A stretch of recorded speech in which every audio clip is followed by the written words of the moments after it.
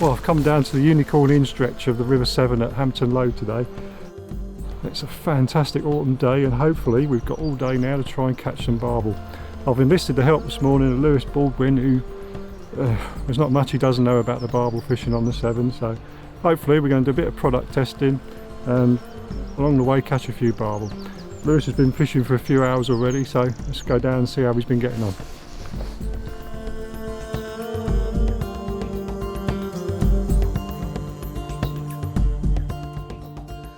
Hey Lewis, how's it going, mate? Morning, Paul. Not too bad, mate, not too bad. The fish are yet to put in an appearance, but it's early days, not been here long, so we'll see how it goes. Yeah, I can't believe this weather. It's absolutely fantastic for the time of year. Well, you couldn't make it up, could you? No, looks from the banks and the river, they've had some rain overnight. It's a bit damp. Yeah, I think so. A bit treacherous getting down these banks in the mud. Little hint of colour on the water, and it's certainly pushing through a bit, so conditions really couldn't be much better for the time of year, I don't think. So what made you pick this swim, Lewis? Well, I'd never actually been to this stretch before, so upon arriving I had a good walk around, walked the banks 2 or 3 times and decided to have a lead around. So I just put a 1 ounce lead on the end of my line and cast around, and I found that just downstream and just upstream of this spot it's only about 4 or 5 feet deep, right. But there's probably 50 or 60 yards of river here that drops down to 7 or 8 feet. Right. So just reasoning that with the time of year the water temperature's dropping gradually, the fish may well move into slightly deeper water, right. And if they don't, at some point during the day they're going to move through the, I'm pretty sure they're going to move through the deeper water anyway. Yeah, because it's often difficult for people when they come on a new stretch of river like this. Obviously you've got overhanging trees every so often, but you know the river depth changes so much, but it's not obvious just from standing on the bank, is it, a lot of the time? No, definitely not. It always pays to lead around on a first visit to a venue, because I mean there's snags, there's drop-offs, you know, what we call crater holes in the bottom where there's just little depressions. The depressions might only be, I don't know, the size of a dinner table. That's all it can take. The fish could well be sat in that depression 1 foot deeper, can make all the difference. Yeah. And if you can find those areas on the bottom of a river, that half an hour leading around could mean the difference between a blank and a red letter day, basically. Yeah, and I mean the rule of thumb I go for really is fast flowing, shallower water, real sort of streamy runs at the start of the season. Yep. Then as the year goes on, the fish tend to seem to drop into the deeper, sort of slightly slower stretches. Yeah, don't they? yeah, I'll go along with that, because obviously the beginning of the season they need a lot of oxygen, they're cleaning up after spawning, you know, and whatnot. So anywhere where there's a high oxygen level in the water, they're going to be. Obviously towards the end of this, you know, the end of the year, later on in the season, the deeper water where they expend less energy is where you're going to find them, I suppose. Yeah, and also time of day makes a difference as well. You know, again, middle of the day like we are now, the fish are going to be in the deeper water under the cover, and then maybe come out in the evenings. Yeah, and move around definitely. more. Yeah, because you think, I mean, you've got all the predators to think about, the anglers, you know. So anywhere with a bit of cover, a bit deeper water, like you said, they're going to hold up there when it's bright and clear. You know, somewhere to hide, somewhere to a bit of safe sanctuary. Yeah. And it's down to me to draw them out and hopefully catch a few. Yeah, well, nice one. As you've done all the hard work, mate, I think I'll just drop in below you somewhere. Yeah, well, and, you I'll go and get set up. Yeah, I hope you have a few. Yeah, cheers, mate. I'll see you in a bit. No worries.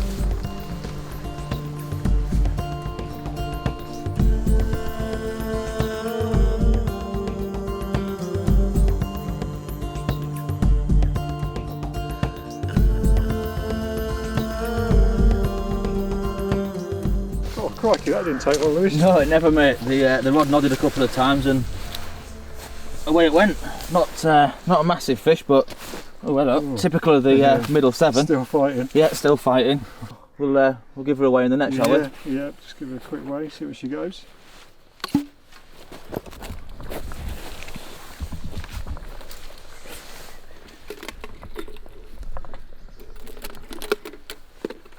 We've got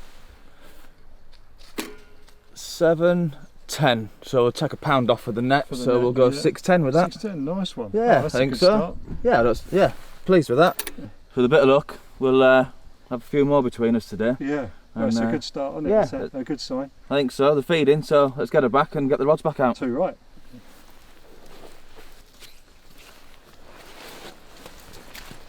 I'm just going to rest her in the margins for a couple of minutes. It's much better to get them really fighting, fit in the edge, and then let them go. Yeah, definitely. I'd rather spend 15 minutes sat doing this and she goes back all right. That's it. To give someone else the pleasure of catching her another day, basically. You're right.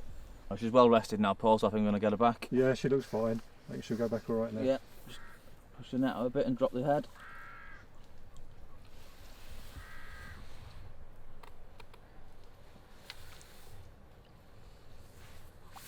back she goes. Yeah, straight off. Straight off with a kick of a tail. None the worse for wear. Excellent. See if we Brilliant. get another one. Nice one.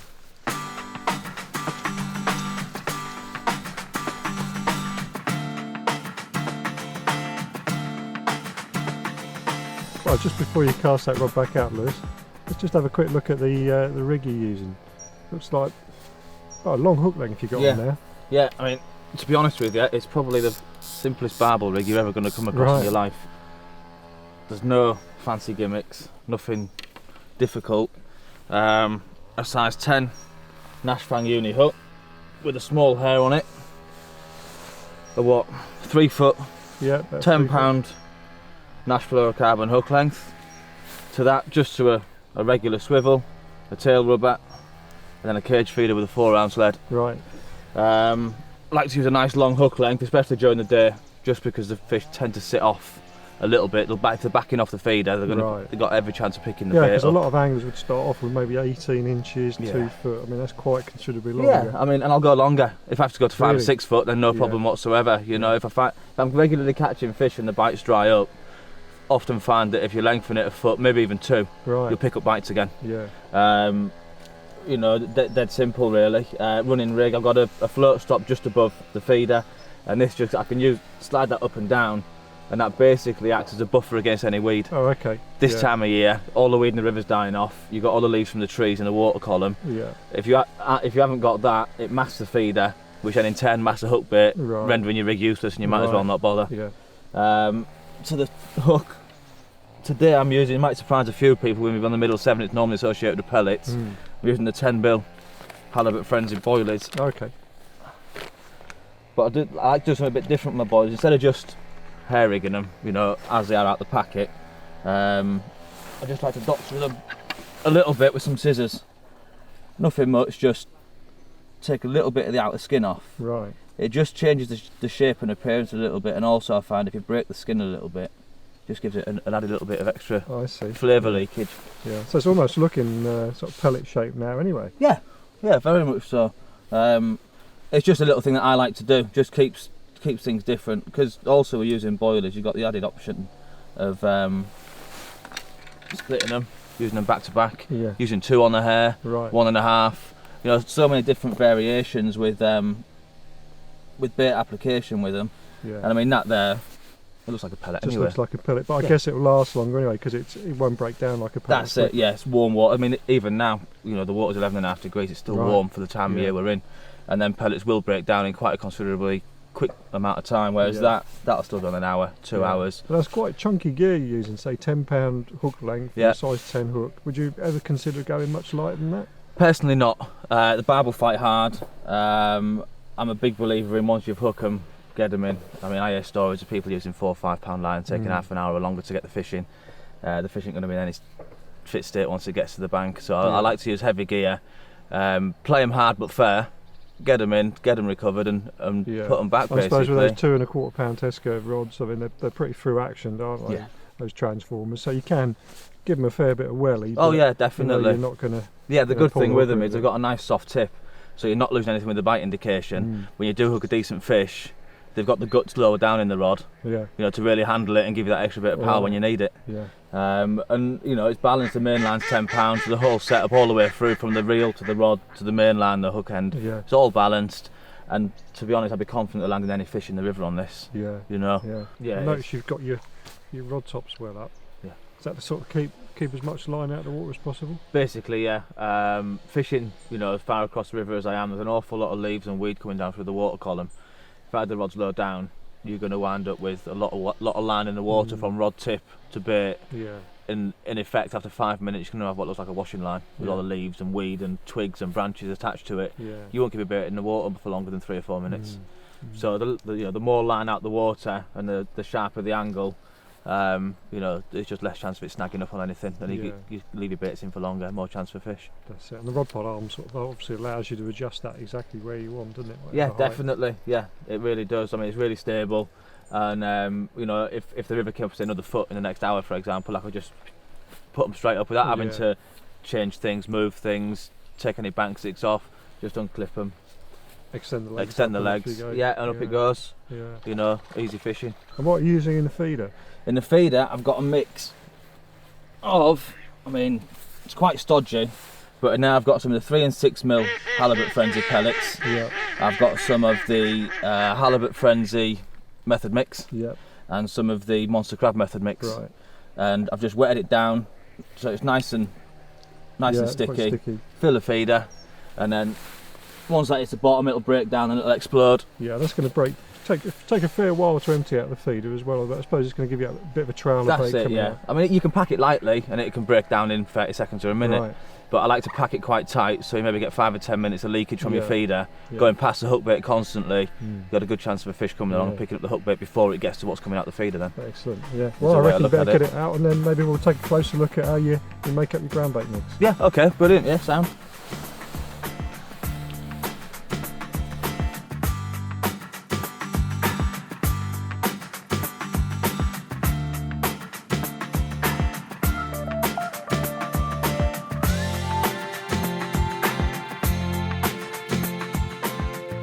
I guess there's 1,000,001 different sort of mixes for your ground bait and your pellets you can use in your feeder, Lewis. But what do you use? What's your favourite?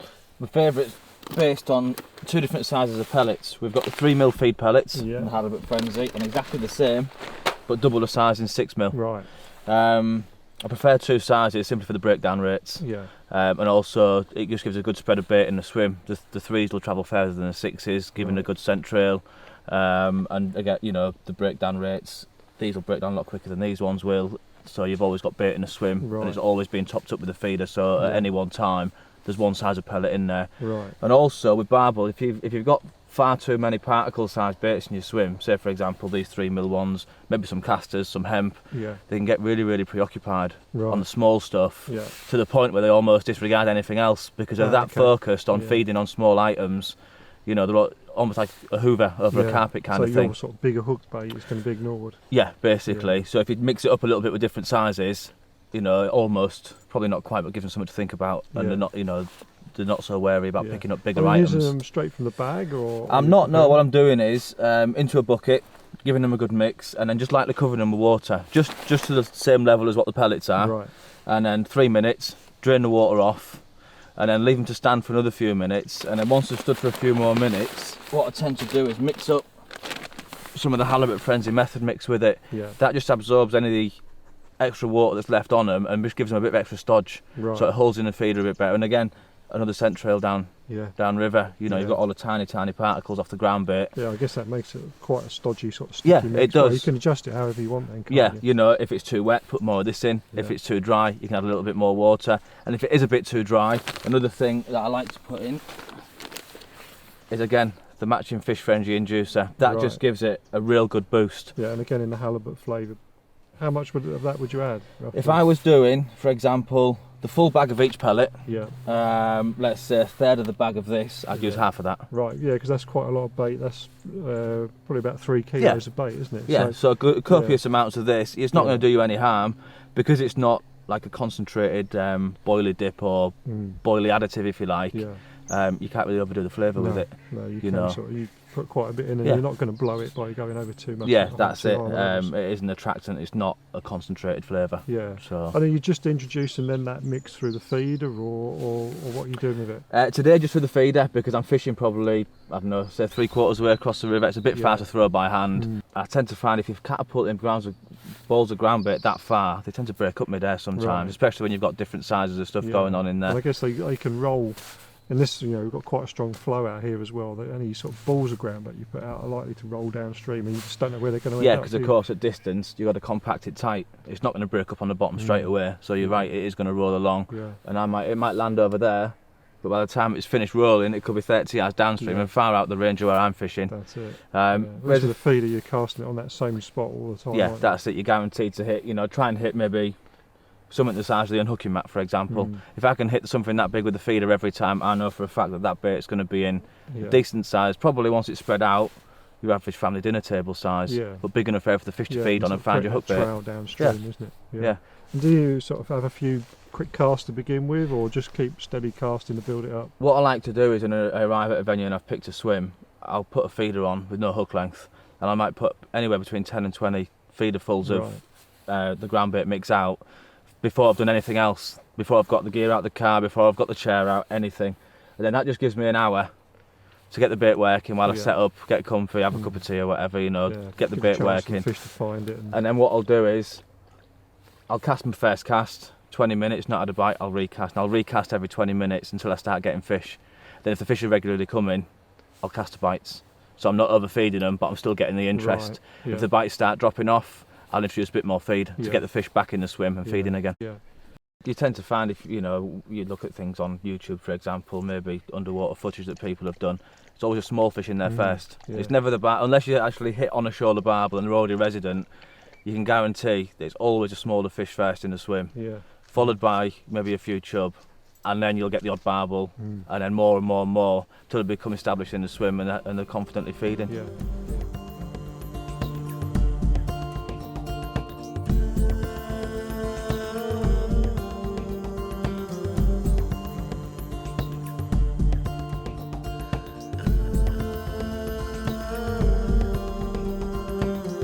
Well, daylight's starting to run out now, so I'm going to make sure I get my gear set up before it gets too dark, and see if I can catch myself a barbel too.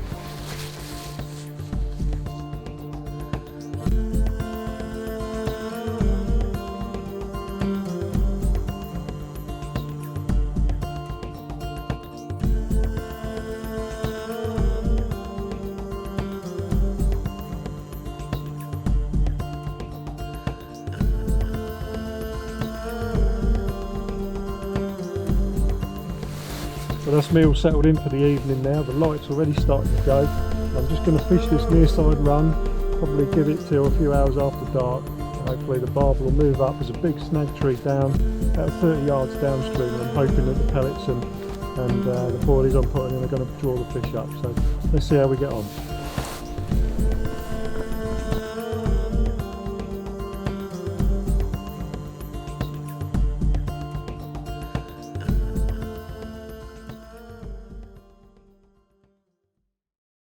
Been fishing for about 45 minutes, and as you can see it's gone from dusk to completely dark now, and it's proper barbel o'clock. And literally on my first cast the rod tip wanged round, and it's not the biggest barbel in the world, but it's a good start for the evening.